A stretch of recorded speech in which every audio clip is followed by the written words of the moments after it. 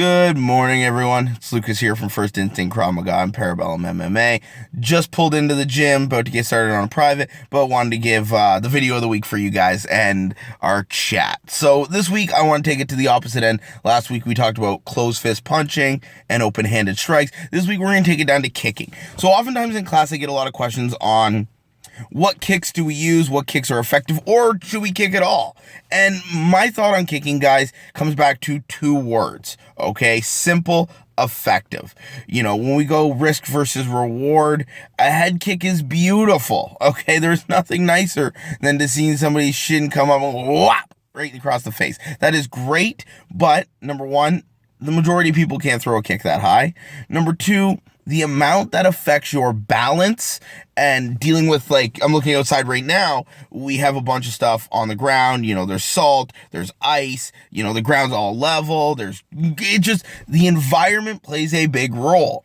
Trying to throw a head kick outside today, depending on what shoes you're wearing, you know, if you're wearing a great pair of trainers, easy. You know, it might not be a hard thing to do. If you're wearing a dress shoe or I'm rocking my heels, I'm not throwing a head kick, okay? So I'm not saying no, never, but when it comes to self-defense, guys, I find, you know, simple and effective. I say it so much that you guys are going to be sick of hearing it, but simple and effective is the way to go. So the two kicks I stick with are, number one, our groin kick, okay? You can't beat it. You don't have to have flexibility. The target is there significant portion of the time, and, you know, it causes probably the best reaction of most kicks, okay? The second is the leg kick. The leg kick is very similar in the way I teach it anyway to the groin kick, okay? I'm still stepping out, my hips are turning over, letting that shin collide into the target. That's kind of the basis for those two kicks. They're very similar,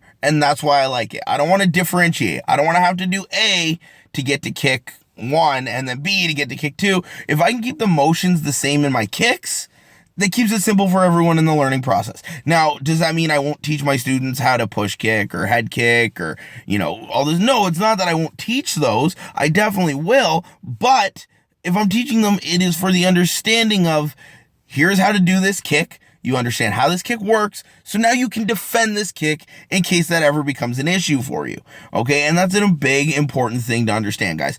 Defensive side of understanding kicks is very important. So just because we don't throw them doesn't mean, you know, we're not going to be working on how to block those, okay? There's one other issue I want to deal with in kicks, guys, is how to set kicks up. And it's a very important part of self-defense. If you guys are going to kick, you can't just work on, okay, well, I'm just going to throw a groin kick.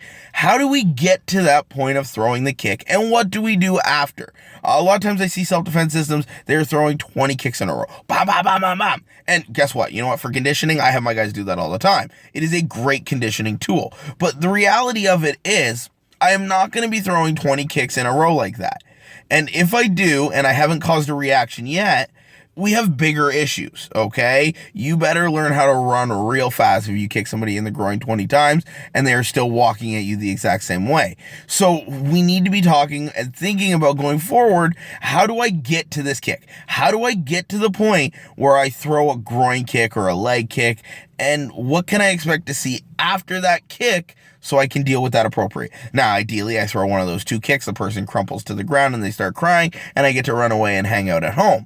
But again, that's not always the case, okay? So hopefully next week, guys, I want to shoot a video on how do I typically, and again, I say the word typically, get to a groin kick or a leg kick, and, you know, see your guys' input on that.